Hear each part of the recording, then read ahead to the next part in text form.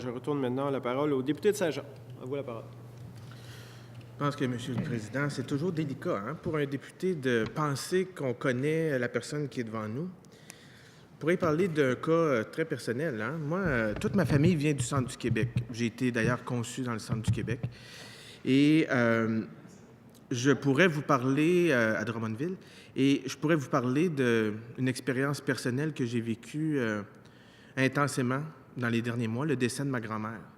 Ma grand-mère qui a passé quelques mois à l'hôpital à Drummondville, dans les soins de santé des services sociaux. J'ai pu constater de mes propres yeux la réalité des répercussions des coupures du gouvernement libéral. Me faire dire ici, le député devrait aller dans le centre du Québec puis sortir de la 20. Quand je vais dans le centre du Québec, j'arrête pas juste au Lemaire, à Saint-Germain-de-Gramtam. Je sors aussi. Et bien entendu pour voir ma famille, mais aussi pour constater ce qui se passe, ce qui se fait. Quand le ministre, pas le ministre, mais le député de Mégantic nous dit « l'agriculture, c'est un succès », je suis très conscient que l'agriculture, ça va bien dans le centre du Québec. Le problème, c'est que le gouvernement l'aide pas, n'aide pas plus. J'ai fait le train, moi, pendant des années à la ferme familiale à Sainte-Séraphine. Donc, je suis très au fait de la réalité agricole du centre du Québec. Le député de Mégantic devrait se garder une petite gêne. Une grosse gêne. Le ministre nous dit « ça va bien en économie dans le centre du Québec ». Le problème, c'est que ça pourrait aller encore mieux si le gouvernement les aidait. Ça a pris des gens qui ont décidé de maintenir des organisations, des structures en place pour développer l'économie. Je pourrais parler d'Arthabasca, je pourrais parler du centre du Québec avec les incubateurs industriels et commerciaux. Oui, qui sont sur le bord de la 20, tu sais, on peut parler de la 20, mais qui font un travail extraordinaire.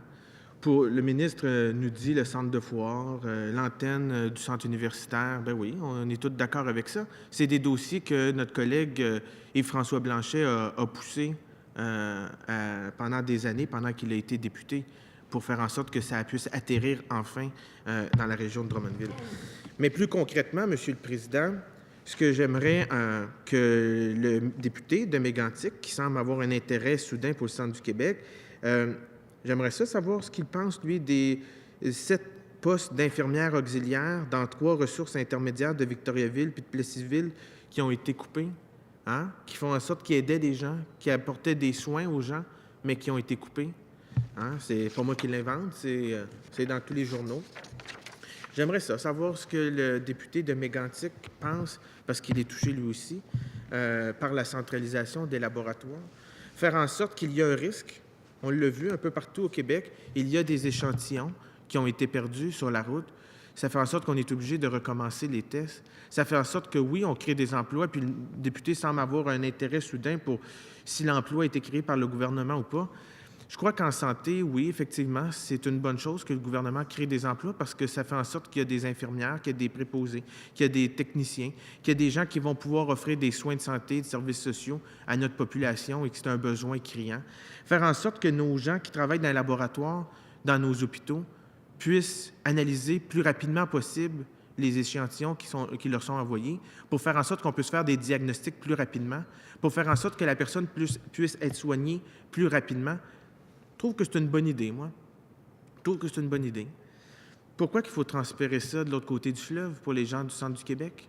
Pourquoi les gens des hôpitaux du centre du Québec ne peuvent pas continuer à faire le travail qu'ils font? Je comprends que le ministre dit on va essayer d'éliminer de la bureaucratie et tout ça. Force est de constater que c'est pas ça qui arrive. C'est pas ça qui arrive. C'est que les premiers qui sont coupés, c'est les infirmières auxiliaires, c'est les préposés aux bénéficiaires d'un CHSLD, c'est les infirmières que j'ai parlé là, dans les CHSLD tantôt, là, plus de la dizaine d'infirmières qui ont été coupées. C'est ça qui arrive, c'est les premiers qui sont coupés. C'est bien rare que c'est les cadres qui sont coupés les premiers, ou la bureaucratie ou des gens qui sont dans les bureaux. Donc, quand les gens, on le voit, les besoins sont de plus en plus criants, les besoins de santé, la population vieillit, etc., on a besoin davantage d'investissements dans notre système de santé et de services sociaux, mais la réponse du gouvernement actuel, c'est que dans la dernière année, on leur coupe 55 millions de dollars. Donc, on repassera côté services de proximité, de santé et de services sociaux, Monsieur le Président. Merci, Monsieur le député de Saint-Georges.